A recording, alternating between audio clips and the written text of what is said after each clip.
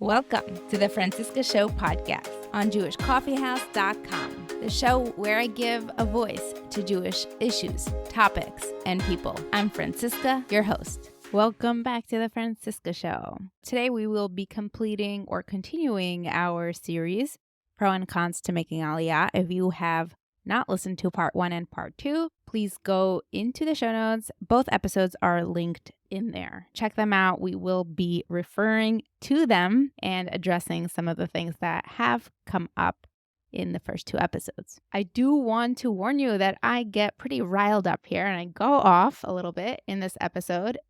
So to counter that emotional response, I am bringing on a Palestinian onto the show where we could talk more about these issues. So I can stick to the moderate platform that I like to keep on the show by bringing all the voices and information to you. Next, I'd like to talk about this new app and device that's out there. Maybe you've heard of it. It's called 24/6. It brings Spotify, Apple Music, Apple Podcasts all into one place. So if up until now, you could either listen to Jewish content or non-Jewish content, and of course, the women always fell into the non-Jewish content because they were never kosher enough to be on the filtered platforms and devices. So now 24/6 is prioritizing Jewish content for all Jews, which finally includes us too, the women. I'm so excited to be endorsing a product that's really catering to our communities, but this time also listening to the women and listening to the communities who are begging to have women and girls be seen and heard. And their motto is, have your values and too. And for all the people who don't have smartphones or smart devices, you can get the 24/6 family player. That's a dedicated device for listening to 24/6. There's no way to add any other apps onto it. So it's really respecting all the different hashkafos and values that us Jews have. I have linked them in the show notes. You will be helping me by clicking on that link specifically given in the show notes here. Finally, if you have not watched my music video or listened to my latest release, I have linked it again this week, Aliyah. And keep reaching out with your incredible feedback. The response has been amazing. If you like this podcast, make sure you are following it wherever you're getting this podcast. And you can rate and review it. Please share it with your friends and family. I appreciate you so, so much. Enjoy the show.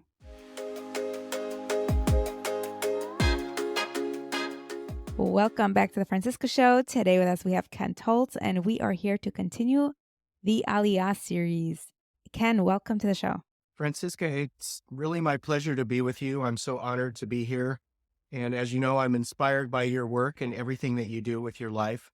And I just really feel honored that you would want to talk to me about my Aliyah experience, and am hopeful that my experience will be helpful to your audience and maybe inspire them to check it out and maybe even come here, because we need a few more good people. I love that. So let's start off by you telling us a little bit about yourself, your religious and professional background. Great. So I am a third generation Coloradan from a Jewish family of great-grandparents who moved from Eastern Europe to Colorado, which was always kind of shocking to us. How did they get all the way to Colorado and why? But those of us who grew up in Colorado are very happy that they did pick that place. It's a wonderful place to grow up. On both sides of my family, they were in business, and they were also committed to helping the Jewish community grow and thrive, and supported and helped found some of the major institutions in the city of Denver. That was the role model that I grew up as far as Jewish communal responsibility.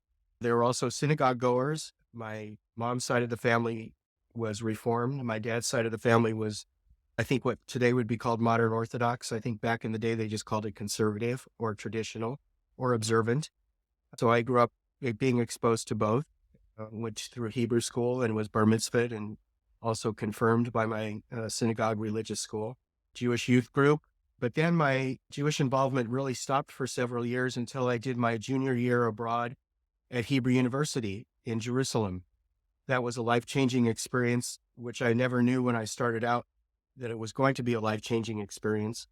But living in Israel and studying the things that I was most interested with, which was the politics and the history, and being in the most amazing city you can possibly live in the world, Jerusalem, was very, very special. And plus, I met the woman who would become my wife on that program as well. And we were married for 22 years and have two daughters who also had a Jewish upbringing.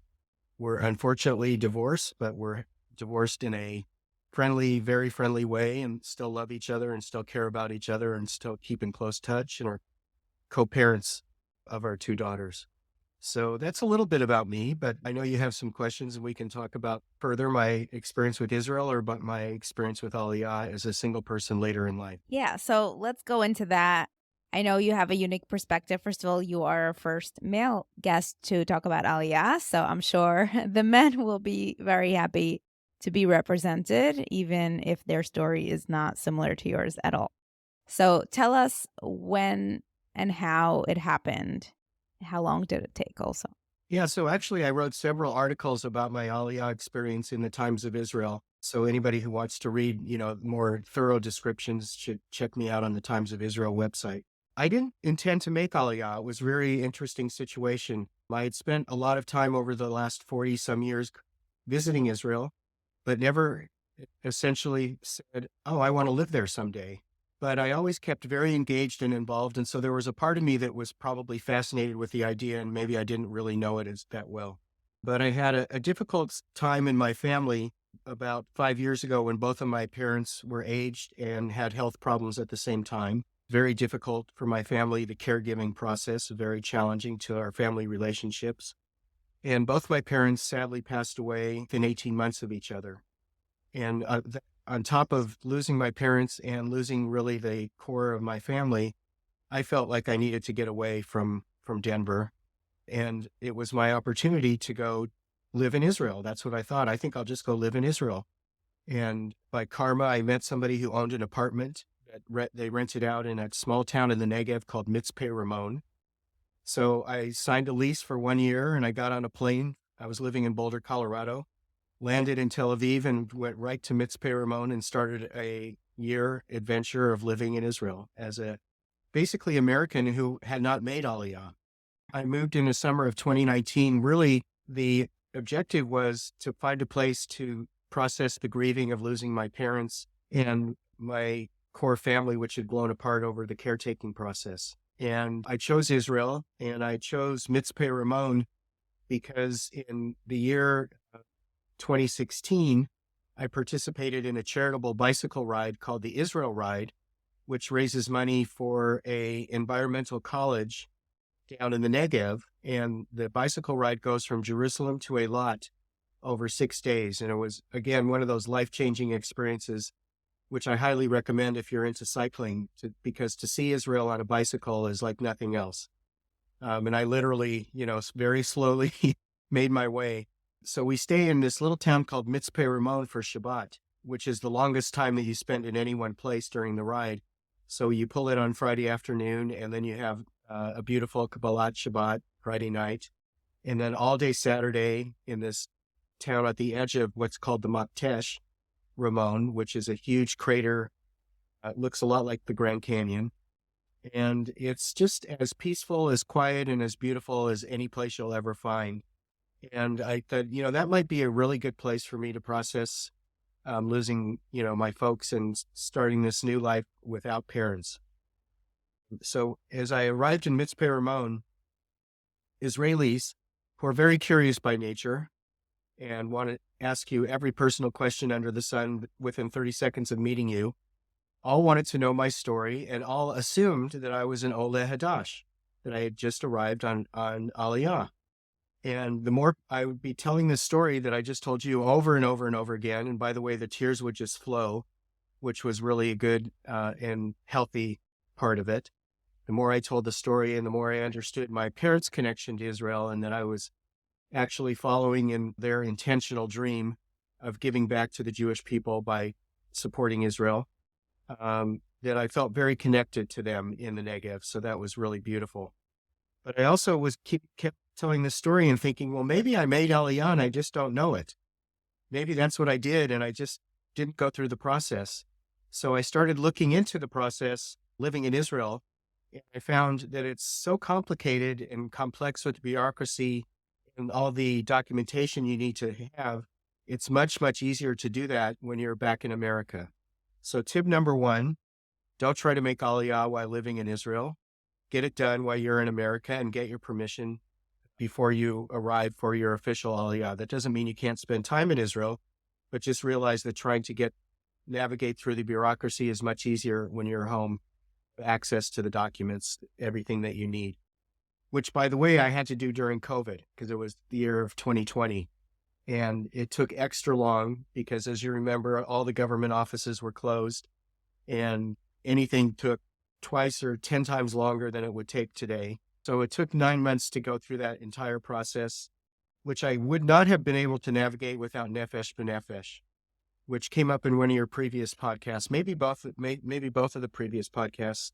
Your guests had experience with Nefesh B'Nefesh. And I tell people that without their support, both their emotional and support, on a day-to-day basis of what to do and how to navigate the waters, I don't think I would have been able to get it done. It was just too complicated.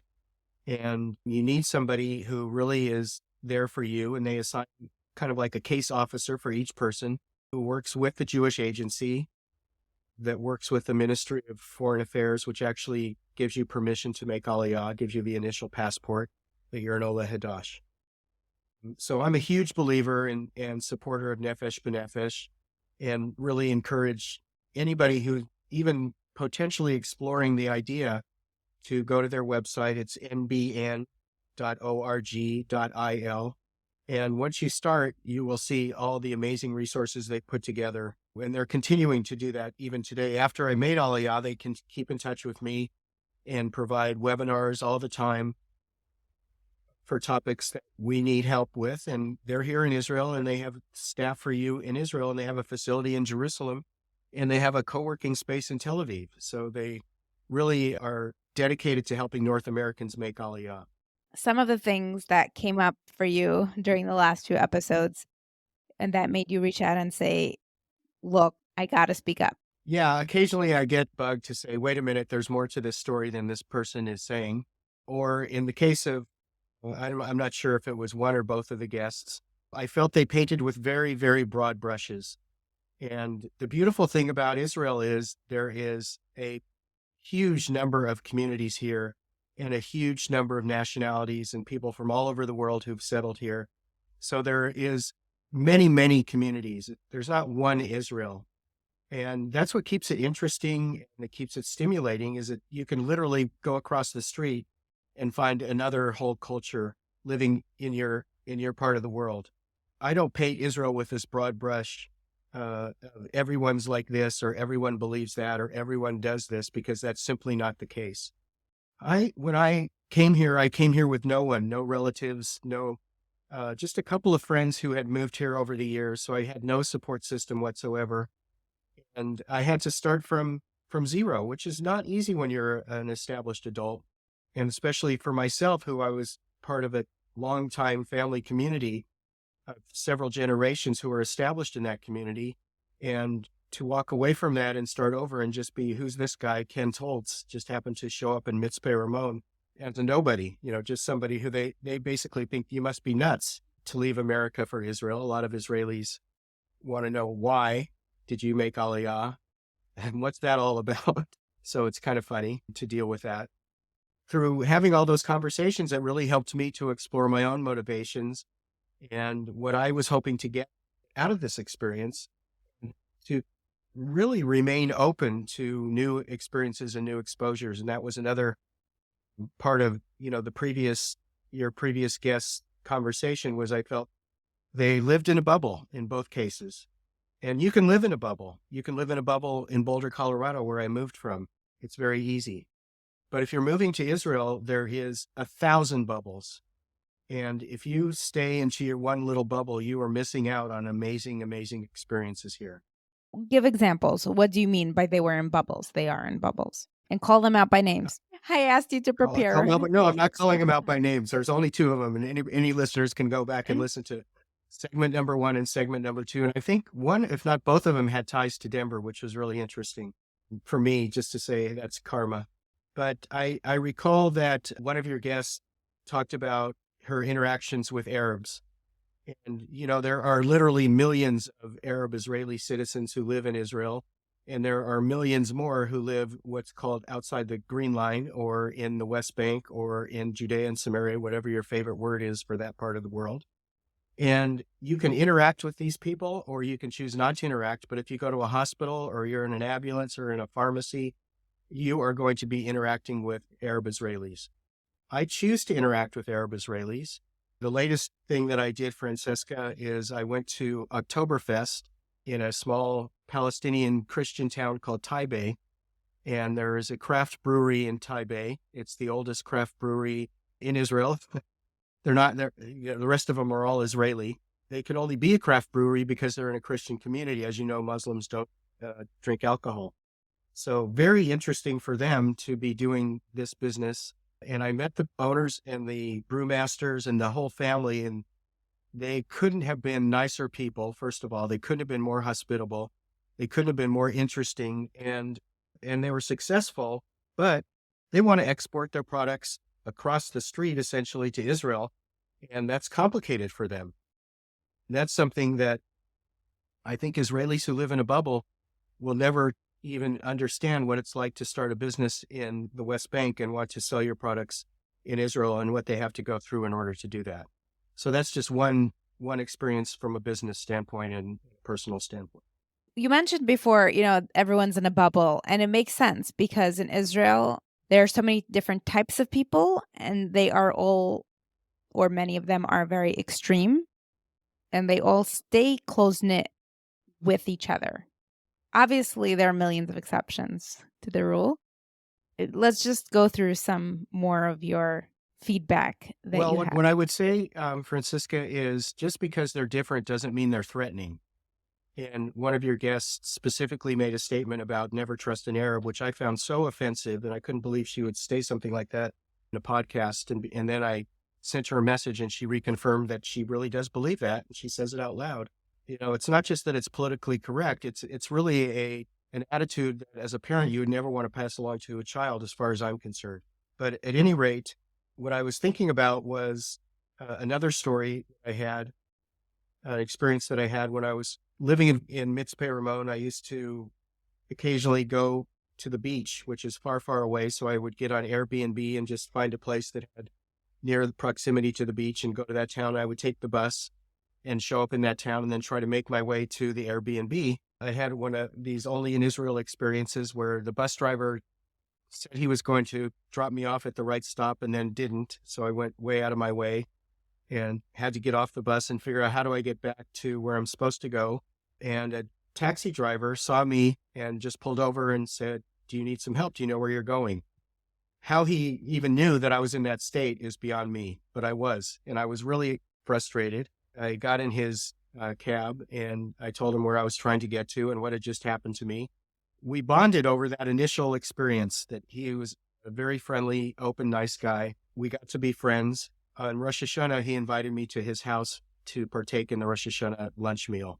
That's kind of the end of the story. How does that connect with the don't trust an Arab ever? I thought you were going somewhere else with the story. Don't trust an Arab ever, but I didn't want to miss telling that story. I'll tell you the don't trust an Arab story ever. How do I know that? So I shop in the old city in the Arab market, the Arab Shuk. If you've ever had that experience, you know that they try to entice you into their shops by speaking the language that they think you're from. And one friendly guy spoke English to me, and I ended up in his shop. And as soon as I got in, he was calling his friend to go get me coffee and tea. And we discussed, that I really wasn't shopping, but I wanted to talk to him about what he was doing. He was a young man. And we had a conversation. And he realized again that I was in Israel without friends or family. And he said, "I would really like to invite you to dinner at my house." I said, "Okay. Next time I'm in Jerusalem, I'll let you know, and I will come to dinner at your house." So next time I came to Jerusalem, I let him know ahead of time. And he said where to meet him. He lives in Ramallah, which is outside the Green Line. It's in the occupied territories, if you will. But it's literally 15 minutes from Jerusalem. It's basically like a suburb of Jerusalem. In order to get to Ramallah, you have to go through a military checkpoint. I drove into Ramallah with my car.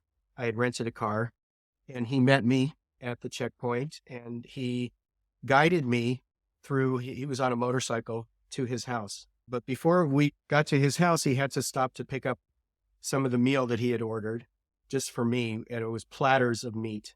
We went to his house. It's a young couple. They're in their late 20s, and they have 3 children who are asleep, unfortunately. And they invited me in, and they had already had a table of food just for me. So we ate and got to know each other, and then the doorbell rang, and it was his cousin who had heard I was visiting and came to visit and wanted to meet me. Then the doorbell rang, and it was his mother who brought in a huge pot of soup, which she described as a Palestinian soup. And because she heard I was there and she wanted me to try her, I had to have her Palestinian soup. Then the doorbell rang, and it was their father. For the same reason, he heard I was visiting, and he wanted to come over and meet me. He's dressed in a suit and tie. He himself has been a vendor in the old city for over 50 years, and he wanted to meet me. And they wanted to hear my story, and they were like, "Here, you live in Israel, and you wanted to come meet us?" You know, they felt it was so unusually rare, and I felt like, you know what, I'm representing here. I'm representing a different face of Israel that you maybe haven't seen before, and all you see is soldiers in the old city or people rushing by you on their way to the kotel who won't give you the time of day, or just huge numbers of tourists. I'm a little bit different than those people, and I'd like you to get to know me, and I'd like to get to know you on a human level, and, you know, just be friends with these amazing people who live right next door to us, completely different culture, and are just living their lives just the way you and I do. They don't have a political agenda. They're not interested in joining in terrorism. They're just interested in having a life, making a living so they can raise their kids. So let me just stop you right there. Number one, right now I'm looking at you. Are you wearing a kippah? Are you? No. You are not. So for the record, for everyone listening, you are not wearing a yarmulke, which makes you unidentifiably Jewish, meaning you don't look like a woman in her sheitel or a man with payas, visibly religious, which is a turnoff for most Palestinians. So that's number one. Number two, I wonder why. Why is that a turnoff for most Palestinians? Well, I don't think they would be invited for dinner. Yeah, but are you implying they have something against religious Jews just on the basis of the way they look? Well, also a religious Jew wouldn't accept a dinner invite unless the food's being catered by a kosher establishment, right? Let's have a frank conversation. You asked me for it. Yeah. You're getting it. Yeah. Right? I think you just... If I was invited somewhere for dinner and let's say I wanted to accept that, your responsibility of representing Orthodox Jews or Jews in general or whatever it is, based on my observance, I would have to ask for a kosher meal or not eat at their home. So that wouldn't violate my lifestyle and my observance level. I think you were less threatening to that family, which it makes sense. The way the Jewish laws are created are to separate us from anyone who's not Jewish, which includes dining together, spending dinners together. It's complicated when Jews need to dine with non-Jews. They either need things, catered or whatever it is that's going on in the kitchen. It's visibly and practically difficult. There are obstacles and they're there on purpose. And the Palestinians for sure feel it. And when you said we're not politically, we're just all living, well, yeah, if you're an Israeli and you have a son or even a daughter, they're expected to serve in the IDF. That's politically aligned.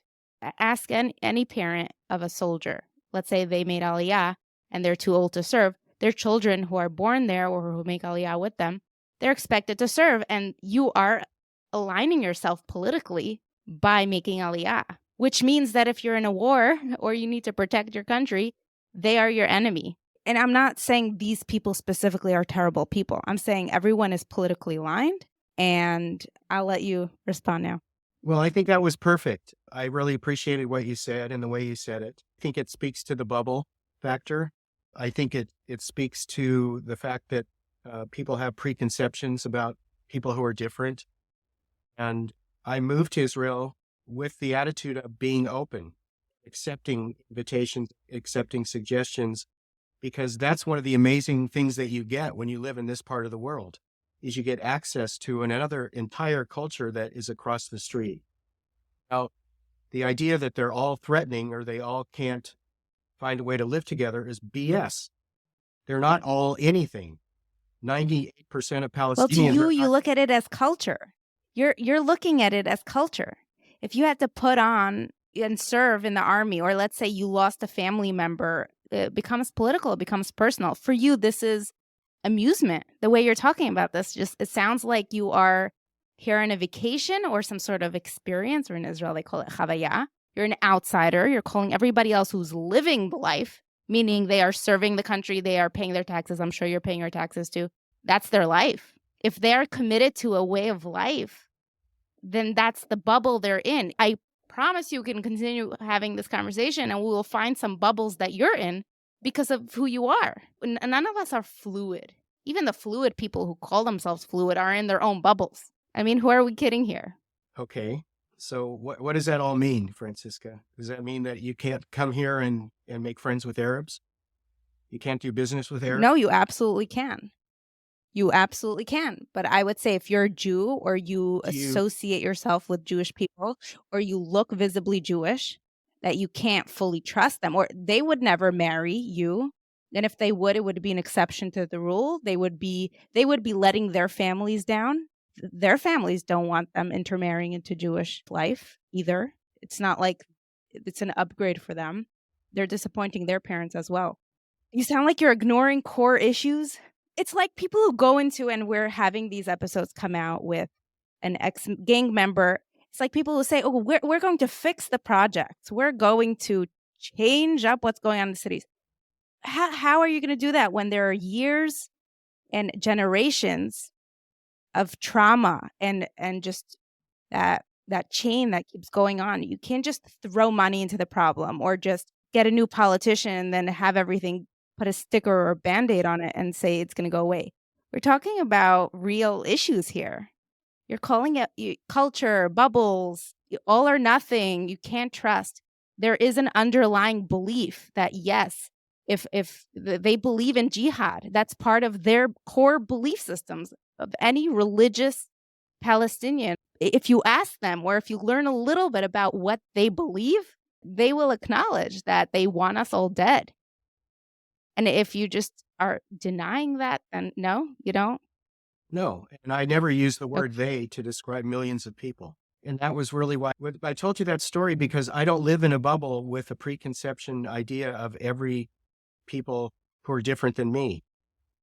I didn't grow up. So I don't think every person is going to kill you. I don't think that. But be cautious. Yeah, of course. You know, I come from Colorado, where people walk into grocery stores and gay bars and start shooting people up with AR-15s. Be cautious. It's good in America too. But here in Israel, you don't have. Well, guess what? Every Jewish day school and synagogue now has security because of it. It's not like, every person that's going to come in is going to shoot up the place. No, but now every synagogue and every day school has security, and it's part of the costs. Every day we're paying for that because there might be one person who comes up and shoots the place up in the entire country, and because of that, we're all being cautious all the time. Yes, I Does that agree. make sense? Yes, we should be cautious, but we shouldn't talk about a whole culture as they and paint with a broad brush, especially if you don't have it, if you decide you're not going to have any interactions and your only interaction is as a domestic worker in your house, which was one of your guests who said, you know, every Arab is going to stab you in the back and you better watch your back. So maybe if I can put words into their mouth, it would be if they had to, or if they had to choose between themselves and you, they would. Who is they? Think about Ukrainians during the Holocaust, you know, or Germans. When it came down to it, educated, modern, democratic, again, modern people were killing or telling on other people because the norms changed. Everything just changed. These people went to universities. They were educated. We're not even talking about primitive or 2,000 years ago. The Jewish nation is traumatized. There's so much deep PTSD that you can't tell them to let's be friends. We're treating it like if one berry on this tree might be poisonous, we should be cautious the entire time. Well, being cautious doesn't mean you don't engage. The only way we're ever going to solve this problem is on a people-to-people level. Okay. So you're talking now about individual behavior. I'm challenging you. If you would put on a yarmulke, a kippah, and try to have a conversation, I'm curious, how would it be different? Next time you go over to their house, but you're wearing a kippah. Tell me how the experience is different for you when you're visually different and you're in their face Jewish, and not as an outsider, not as this is curious and an experience and this is interesting. And then come back to me, tell me what it was like for you. Because they treated you like an American, like a curious, out of the bubble. I can hear there's some sensitivity on your part to being visibly Jew. And maybe I'm wrong. I'm not saying you're wrong. I'm saying I can hear that there's some sensitivity to that. And I think the environment of anti-Semitism in the United States is horrible and has grown and grown and grown. And it's scary. And it's scary times for Jews in the United States. It's scary times for Jews in a lot of parts of the world. And things happen in Israel every week where somebody gets injured or attacked somewhere in Israel or somewhere in the Palestinian territories. It happens on a regular occurrence. So yes, you should indeed be careful, but that doesn't mean you don't engage. And the bicycle ride I went on was sponsored by the Arava Institute, which is a master's college program as part of Ben Gurion University. That's David Ben Gurion, the founder of Israel. And Ben Gurion University has this master's program at Kibbutz Keturah in the Negev. And this master's program is granting environmental degrees to Jordanians, Palestinians, Americans, Israelis, Jews, and Christians, all living, dining, and studying together at Kibbutz Keturah. That's my model. That's people to people who share the value of caring about this land that's holy to everybody and taking good care of it and being good stewards, learning to live with each other and talk to each other. And they have a seminar every week where they have to talk to each other about difficult issues. It's called Peace Building Seminar, Peace Building Leadership. And I engaged with the folks and I heard their stories and how difficult it is for them. In many cases, Palestinians had never had a conversation with Israeli. An Israeli had never met a Palestinian and had a conversation ever in their entire life. And here they were living and, sleeping in the same facilities and dining together and studying together every day on a kibbutz, which, as you know, is isolated. So you're kind of in their face every day. Well, they did it and they succeeded. They got their degrees and they moved on in their life professionally. So it's possible. It's not impossible unless you go into it with an attitude of, I have to be afraid of you. And so I can't open myself up to having a relationship because I don't trust you because there's some stereotype that somebody told me never trust an Arab. You said you lived there or you spent time there? I spent time there on the bicycle ride. The crew of the bicycle ride is all Arava alumni. So they're all people who have graduated and they were Palestinians. They were from Jordan. They were Israelis. They were the crew. And so we got to know them and see their interactions with each other and hear their story of studying together and dealing with, for example, I think this was one of the most interesting times. There's a holiday in Israel called Yom Ha'atzmaut, which is Independence Day, right? Because it's the Hebrew calendar, it's not celebrated on the American calendar of Independence Day when Israel declared its independence, May 14th of 1948. Now, the Palestinians have a commemoration the next day, which is called Nakba Day. And Nakba Day is the day that Palestinians commemorate the crisis of losing their homes, those who did lose their homes because Israelis won the war. So here, these people, half of them had grown up with Nakba as their story, and half of them had grown up with Yom Ha'atzmaut as their story, and they had back-to-back holidays together in the same space. And they had to deal with that, and it was really tough. I heard their stories where people said, I don't want to talk to the other ones, I don't want to hear their story, it's too painful for me, but they were forced to do it because Arava has these leadership seminars where they help people facilitate having those kinds of difficult discussions. And they succeed in having those difficult discussions. They don't have a riot at the Arava Institute. They figure out how to honor the other one's memories and how to talk about it with each other. And that's what it's going to take to solve this problem here, which has gone on for way, way, way, way, way too long. And way too many people are getting hurt and injured still on a weekly basis.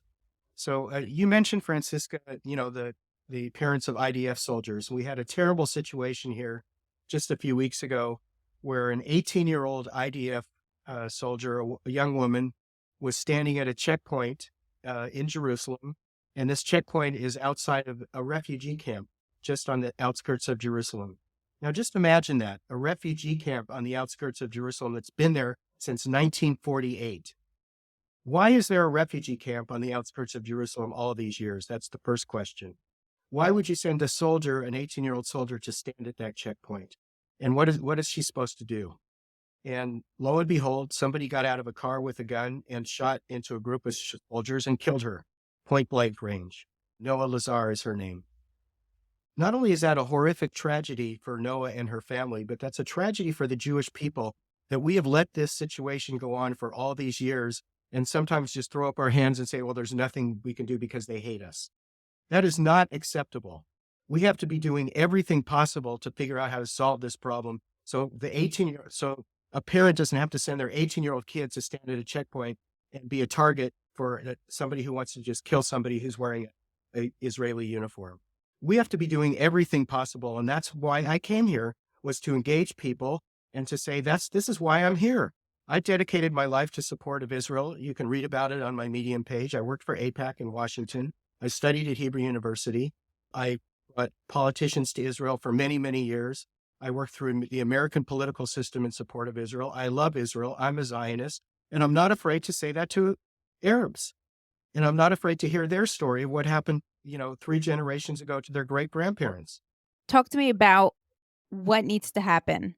Boy, you really pressed my button there, Francisca. Well, it worked.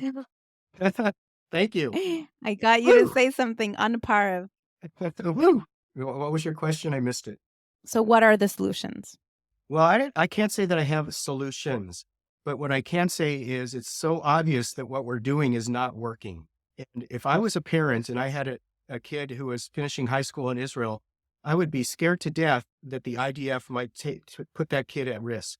I would be scared to death. So don't I have a responsibility as a parent to make sure that this country is engaged in solving this problem so I don't have to worry that national service has to be a health risk to my kids? National service is a beautiful thing, and I love the idea that Israelis are committed to national service, whether it's through IDF or Shirut Leumi.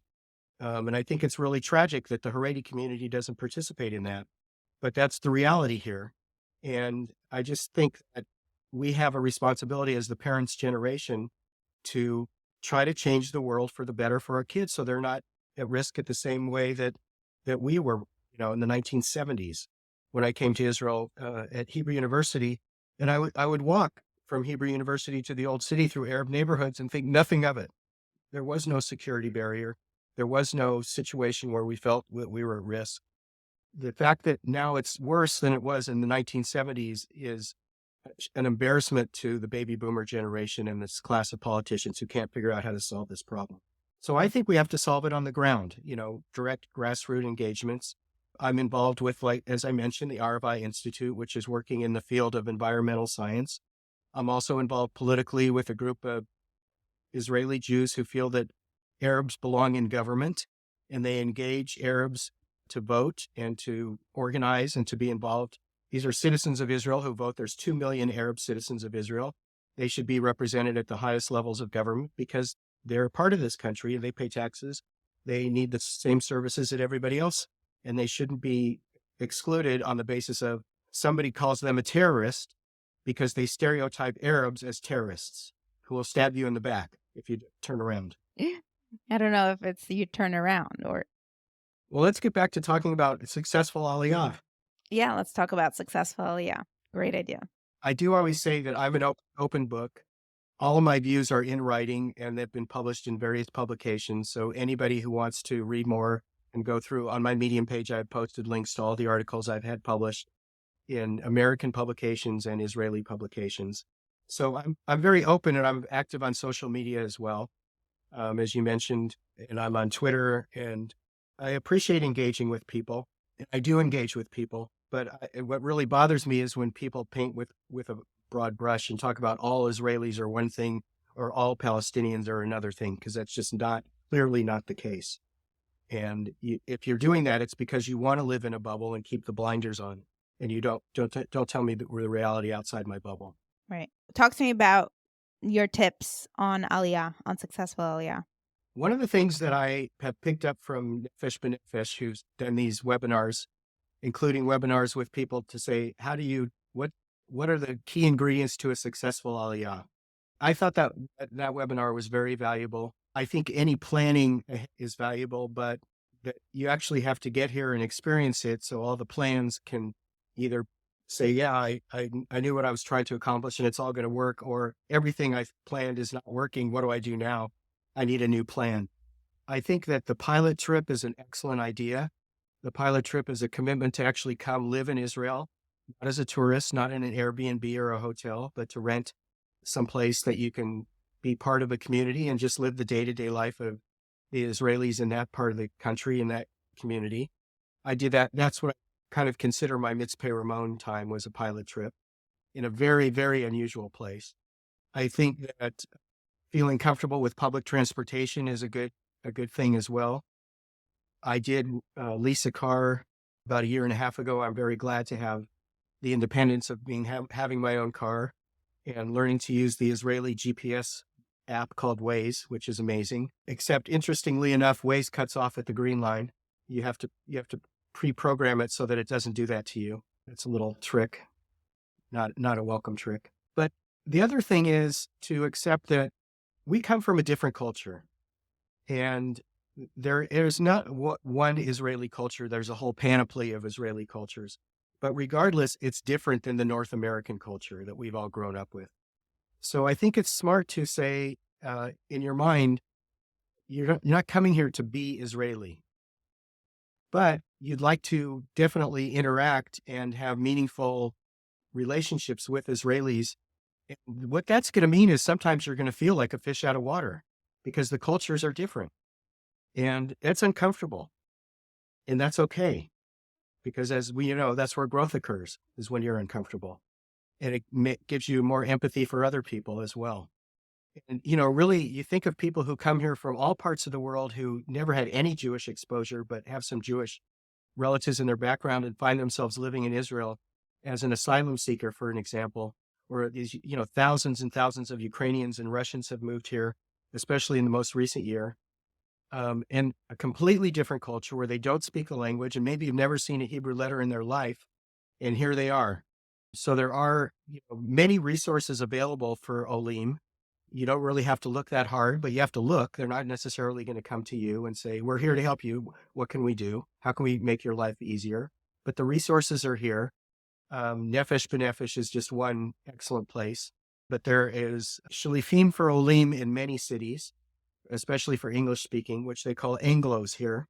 We're all categorized as Anglos if we came here as English speakers, which means South Africans, Australians, people from Great Britain, and of course, North Americans, British, of course. So they lump us all into that category of Anglos, like we're all the same, which is kind of humorous. And there's communities. And I think that was the other piece that one of your guests brought up, which I thought was a good point, is if you come on a pilot trip, besides living in that, Israeli city that you're staying in, take the opportunity to explore different communities and see if you find one that feels more like you and like you'd like to live your life. For example, Modi'in is really an amazing community, and people are moving there from all over the world and all over Israel. It's between Jerusalem and Tel Aviv. I don't know if you're familiar with it, but that's just one that I've just noticed, where it's at the melting pot of Israelis and Anglos and people from all over the world and different religious backgrounds as well. And you have the access to Jerusalem and the access to Tel Aviv relatively easily. The other thing I would just mention is that I first came to Israel in the 1970s, and this is a completely different country from the standpoint of infrastructure and bureaucracy and institutions. So yes, it's not easy, but it's not impossible.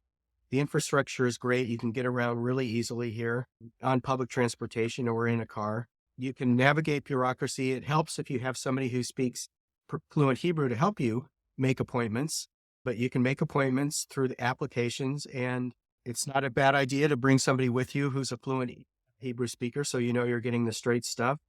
And if it calls for a little bit of pushback to get what you want, what you need, then it's great to have an Israeli who knows how to do that, because we don't grow up in America learning how to argue with bureaucrats or people in the bank or people in healthcare or whatever. But sometimes you have to do that here. And that is part of the cultural difference that you have to, in a way, embrace and say to yourself, this is part of the fun of living in Israel, is figuring out, how do I get this done? How do I succeed in whatever it is I'm trying to do, that in America, you could just go to the drive-through and get it done in 5 minutes. I appreciate your perspective a lot. I think it's important to have this voice. We're all about voices and giving everyone a voice on this podcast. So I'm happy you were able to express yourself. I hope you're happy as well, or pleased.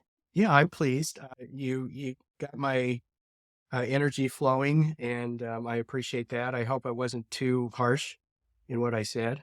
Well, we'll find out. We're going to post this and find out. Any closing remarks before we wrap up? First of all, I just want to make sure that people know what high regard that I hold you in, Francisca. I really do. And I love what you do. And I love the way you do, and all the hats that you wear, and you wear them very well. And I know that's not easy. And I really appreciate, the opportunity to speak to your audience, which is going to be somewhat different background than myself. Obviously, it's a topic I'm quite passionate about, because I changed my entire life in my 60s and gave up what was a comfortable life to come to live in Israel, which now I have to find a new comfortable life here, and it takes real effort. So I really appreciate having the opportunity to be a voice to your listeners on that. And they're welcome to contact me. I'm in contact with a guy right now who said, I heard you're living in Israel and I'm coming for a visit, and I'm helping him with some advice. So I'm always happy to do that and be available to your listeners. I'm so glad we had this conversation. And I'm excited for the audience to hear from passionate Jewish people who don't look or sound or think like them. So thank you, Ken, for coming on. Thank you for your kind and generous words. I hope you continue to participate in this conversation. Beautiful. Join the WhatsApp group so we can continue the discussion of this episode as well as other episodes. Also, this is a Jewish Coffee House Network podcast, which means there are other incredible podcasts on the network. So go check them out as well. I linked Jewish Coffee House in the show notes. Reminder, if you haven't checked out 24/6, now is the time to go get the app or get the device, so you can finally have a family-friendly, kosher, filtered way to get access to all the Jewish entertainment out there. And by all, I can finally say women are included too. If you are a content creator, make sure to get your content on there if it's not on there yet. If you'd like a connection, please reach out to me and I'll happily introduce you to the right contact. Also, if you would like to be a sponsor of the show, please reach out. I would love to get your message out there and let everyone know about your brand and what you do. My information is in the show notes. And of course, if you would like to share your story on this podcast, please reach out.